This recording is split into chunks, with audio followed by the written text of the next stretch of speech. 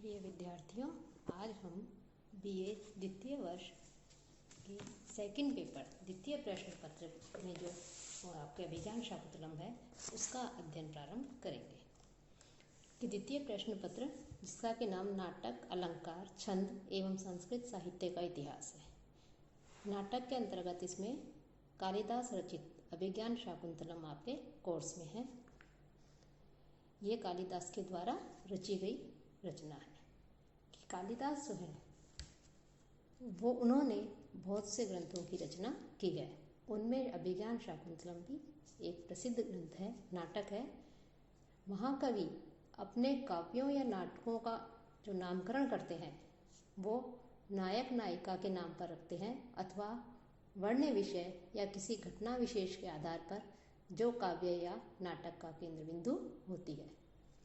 शाकुंतल में दुर्वासा मुनि के शाप से विस्मृत शकुंतला का स्मरण नायक दुष्यंत को मुद्रिका रूपी अभिज्ञान के द्वारा होता है। अतः इस नाटक का नाम अभिज्ञान शाकुंतल है। अभिज्ञायते अनेन इति अभिज्ञानम, कि अभि उपसर्ग पूर्वक या धातु से करण अर्थ में करणाधिकरणयोश्च सूत्र से ल्युट प्रत्यय करने पर अभिज्ञानम शब्द बनता है।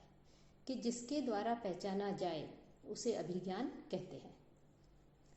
कि शकुंतलान अधिकृत्य कृतम नाटकम शाकुंतलम, यहाँ पर अधिकृत्य कृते ग्रंथे इस सूत्र से अण प्रत्यय हुआ है।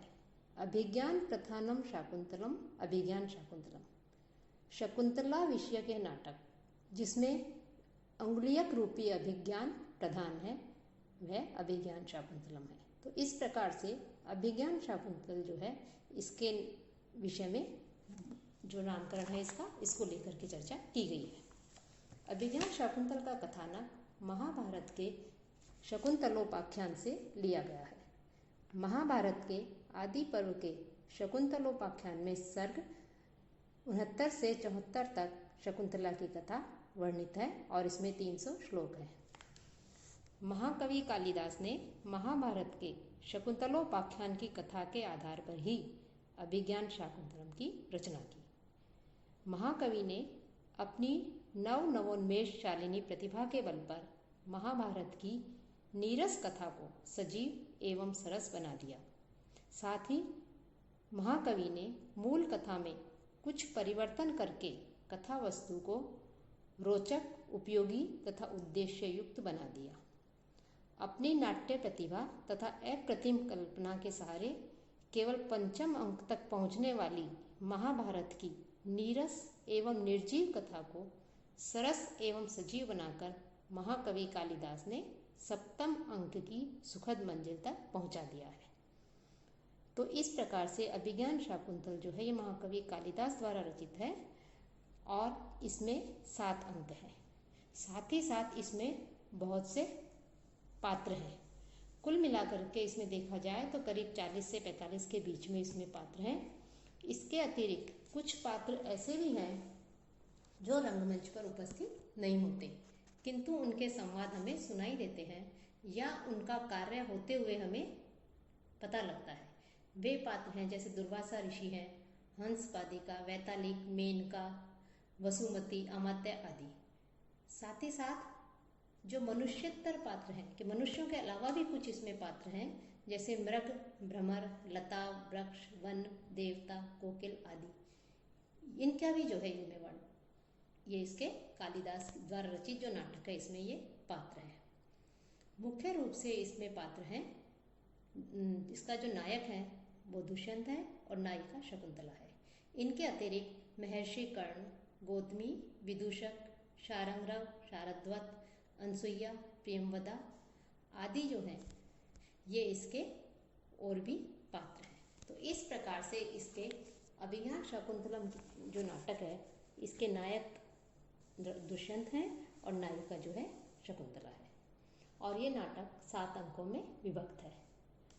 कि अभिज्ञान शाकुंतलम इसका जो प्रथम अंक है इस अंक में बताया जाता है कि इसके जो प्रारंभ में जो प्रस्तावना है उस प्रस्तावना में सूत्रधार एवं नटी इनके वार्तालाप से यह विदित होता है कि कालिदास विरचित नवीन जो नाटक है शाकुंतल, उसको यहाँ रंगमंच पर खेला जाना है, प्रस्तुत किया जाना है। ग्रीष्म ऋतु का प्रारंभ है। सूत्रधार नटी आकर के जो है नाटक का प्रारंभ करते हैं। नाटक के प्रारंभ में दिखाया जाता है कि जो राजा दुष्यंत है वो अपने राज्य से शिकार खेलने के लिए वन में जाते हैं और वन में वह महर्षि कर्ण है उनके आश्रम में प्रवेश करते हैं। महर्षि कर्ण के आश्रम में प्रवेश करने के पश्चात जो शकुंतला है उससे वो मिलते हैं। राजा अपना परिचय देते हैं और वो शकुंतला के ऊपर आसक्त हो जाते हैं। वार्तालाप करके उनकी सखियों के द्वारा उन्हें ये पता लगता है कि जो शकुंतला है यह विश्वामित्र और मेनका की पुत्री है, न कि महर्षि कर्ण की है।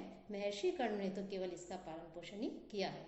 तो दुष्यंत को जब निश्चय हो जाता है कि शकुंतला ब्राह्मण कन्या नहीं है और ब्राह्मण कन्या न होने के कारण उसके साथ विवाह किया जा सकता है, क्योंकि राजा दुष्यंत जो है वो क्षत्रिय थे। इसलिए जब उन्हें स्पष्ट हो जाता है कि शकुंतला भी क्षत्रिय है तो इसके साथ विवाह कर सकते हैं, तब जो है वो शकुंतला दुष्यंत के प्रति आकर्षित हो जाते हैं और शकुंतला जो है वो भी दुष्यंत के प्रति एक तरह से आकर्षित हो जाती है।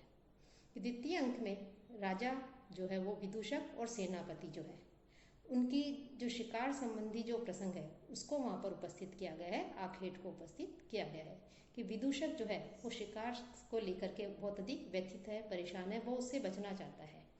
तो द्वितीय अंक में राजा दुष्यंत जो है वो विदूषक जो मांडव्य है उससे शकुंतला के विषय में बात करते हैं, उसके प्रति अपने अनन्य प्रेम को प्रकट करते हैं और विदूषक को सेना के सहित वापस राजधानी लौटा देते हैं और स्वयं वहीं रुक जाते हैं।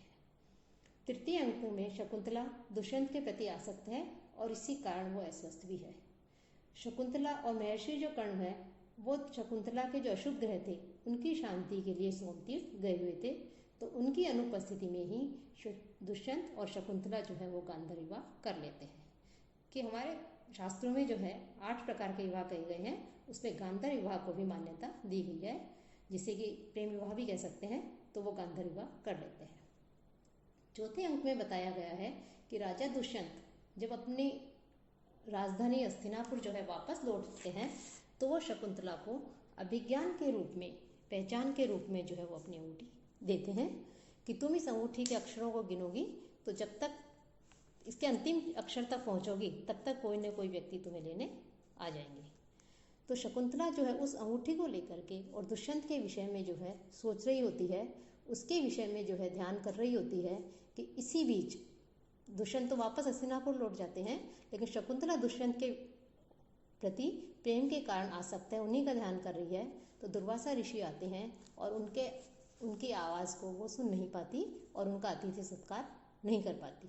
तो इससे क्रोधित होकर के वो शकुंतला को श्राप दे देते हैं कि तुम जिसके ध्यान में खोई हुई हो वह तुमको इसी समय भूल जाएगा, क्योंकि तुमने अतिथि का अपमान किया है। तब शकुंतला की जो दोनों सखियाँ होती है, अनसुईया और प्रियंवदा, वो महर्षि जो दुर्वासा हैं उनसे अनुनय विनय करती हैं और उनसे कहती हैं कि किसी तरह से आप इसे शाप से मुक्त कर दीजिए। लेकिन महर्षि कर्ण कहते हैं कि शाप तो वापस नहीं हो सकता, लेकिन स्मरण योग्य चिन्हित वस्तु कोई दिखाएगी तो अवश्य ही दुष्यंत को शकुंतला का स्मरण हो जाएगा। कि महर्षि कर्ण जो है फिर वापस तीर्थ यात्रा से वापस लौटते हैं और शकुंतला को गर्भवती जान करके उसे पतिगृह भेजने की व्यवस्था करते हैं।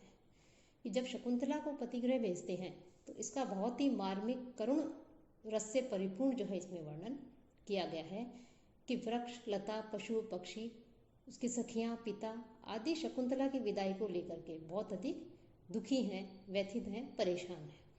तो चौथा अंक जो है ये बहुत अधिक महत्वपूर्ण है और इसे में भी जो है क्योंकि ये करुण रस से ओतप्रोत है। महर्षि कर्ण स्वयं कहते हैं कि जब मुझ जैसा आदिवासी मुनि जो कि सांसारिक चीज़ों से दूर रहता है और शकुंतला मेरी पालित पुत्री है, लेकिन मैं भी जो है इस प्रकार से इसको अपने पतिगृह भेजते हुए इतना व्यथित हो रहा हूँ, पीड़ित हो रहा हूँ, तो वो गृहस्थी जो लोग हैं जो अपनी कन्या को रखते हैं वो जब अपनी पुत्री को पतिगृह भेजते हैं तो कितना अधिक दुखी होते होंगे। तो इसका बहुत ही अधिक मार्मिक वर्णन किया गया है। साथ ही साथ वृक्ष, लता, पशु, पक्षी सभी जो है शकुंतला के जाने से बहुत ही व्यथित है, तो इसका वर्णन है। और शारंगराग, शारद्वत जो है और गौतमी, इन सब के साथ में जो है शकुंतला फिर हस्तिनापुर के लिए जाती हैं। तो इस अंक में शकुंतला की जो विदाई है उसका अत्यंत मार्मिक चित्रण प्रस्तुत किया गया है। पंचम अंक में बताते हैं कि हस्तिनापुर जाते समय जो रास्ते में शची तीर्थ पड़ता है, उस शची तीर्थ में पूजा करते समय, अर्चना करते समय शकुंतला के हाथ से अंगूठी गिर जाती है और जिसको मछली जो है वो निगल जाती है। अब शकुंतला वहाँ से फिर दुष्यंत के वहाँ जाती है हस्तिनापुर, तो वहाँ दुष्यंत जो है वो शकुंतला को शाप, दुर्वासा ऋषि के शापवश जो है नहीं पहचानते हैं। शकुंतला जो है उनसे बहुत अनुनय विनय करती है, उन्हें बहुत याद दिलाने का जो है प्रयत्न करती है, साथ में बिताए समय के विषय में बताती है, लेकिन दुष्यंत जो है शापवश उन्हें कुछ भी याद नहीं होता है। तो शकुंतला जो है वो राजा के निष्ठुर व्यवहार को देख करके अत्यधिक दुखी हो जाती है और वहाँ जो वो पुरोहित होते हैं, दुष्यंत उसे अपने साथ रखने से मना कर देते हैं। तो राजा के जो पुरोहित हैं, दुष्यंत के जो पुरोहित हैं, वो उन्हें कहते हैं कि शकुंतला जो है प्रसव पर्यंत अपनी पुत्री के समान उसे अपने घर में आश्रय देंगे, क्योंकि सिद्ध पुरुषों के द्वारा भविष्यवाणी की थी कि यदि कि राजा दुष्यंत जो है उसके चक्रवर्ती गुणों से संपन्न पुत्र होगा। तो यदि चक्रवर्ती के लक्षण मिलते हैं इसके पुत्र में, तो ये माना जाएगा कि शकुंतला की बात सत्य है, और यदि ऐसा नहीं है तो इसे वापस कर्ण ऋषि के आश्रम में पहुंचा दिया जाएगा।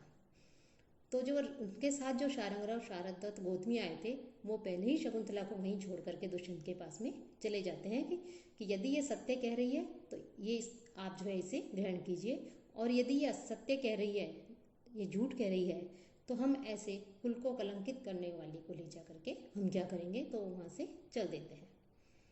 तो शकुंतला को जो है पुरोहित जो है जब अपने साथ ले जा रहे होते हैं, अपने साथ रखने के लिए पुत्री के समान, तभी जो है आकाश से एक तेज ज्योतिपुंज जाता है और वो शकुंतला को उठा करके वहाँ से अंतर्ध्यान हो जाता है। वो ज्योतिपुंज जो है वो एक तरह से अप्सरा थी, मेनका नाम की अप्सरा थी, जो वास्तव में जो है शकुंतला की माँ थी। वो आकाश से आती है और उसे उठा करके वहाँ ले जाती है। तो छठे अंक में शची तीर्थ में जो शकुंतला की अंगूठी गिर गई थी, वो उस गिरी हुई अंगूठी को एक मछली जो है निगल जाती है, और उस मछली को जब ला करके एक मछुआरा उसका पेट काटते हैं तो उसमें से अंगूठी निकलती है। उस अंगूठी को लेकर के वो बाजार में बेचने के लिए निकलते हैं। तो जो राजा के जो रक्षक होते हैं वो उसको देख कर लेते हैं और उसको पकड़ करके लेके आते हैं कि इसने राजा की अंगूठी चुराई है। राजा के पास जैसे ही इस अंगूठी को लाया जाता है, राजा को सब कुछ याद आ जाता है, वो अत्यधिक व्यथित हो जाता है, दुखी हो जाता है, पश्चाताप करने लग जाता है। तो राजा की विरह पीड़ा का जो है एक तरह से इसमें वर्णन किया गया है कि राजा का निश्चल प्रेम व उसकी विरह पीड़ा का इसमें वर्णन है। तभी इंद्र का जो सारथी है मातली वहाँ आकर के बताता है कि आपकी सहायता की आवश्यकता है, कि इंद्र ने संदेश भेजा है कि स्वर्ग में उत्पात मचाने वाले राक्षसों के संहार के लिए आप तैयार हो जाएं, अर्थात उनका संहार करने के लिए आप हमारे साथ चलिए। और सप्तम अंक में राजा दैत्यों का संहार करके इंद्र के कार्य को पूरा करते हैं।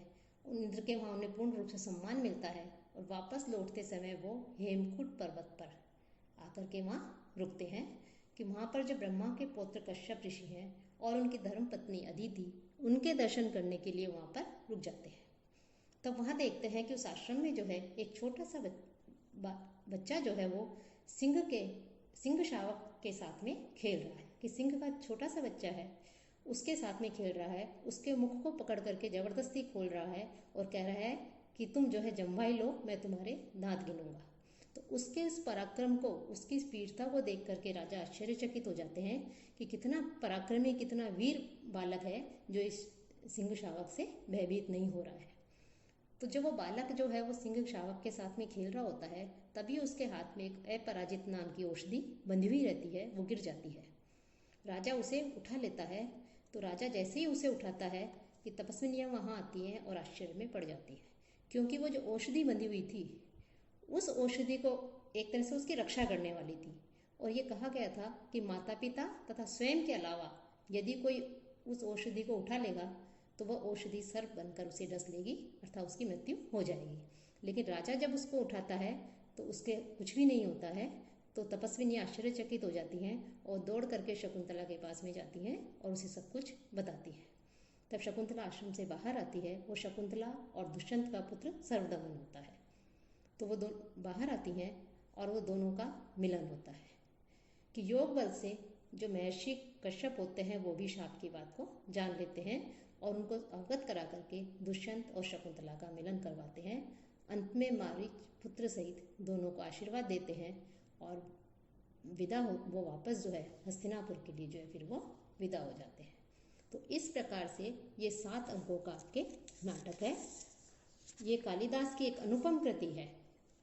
इस नाटक का नाम अभिज्ञान शाकुंतलम इसीलिए रखा गया है कि पहचान का चिन्ह जब शकुंतला अंगूठी दिखाती है तब दुष्यंत को जो है शकुंतला की पहचान होती है।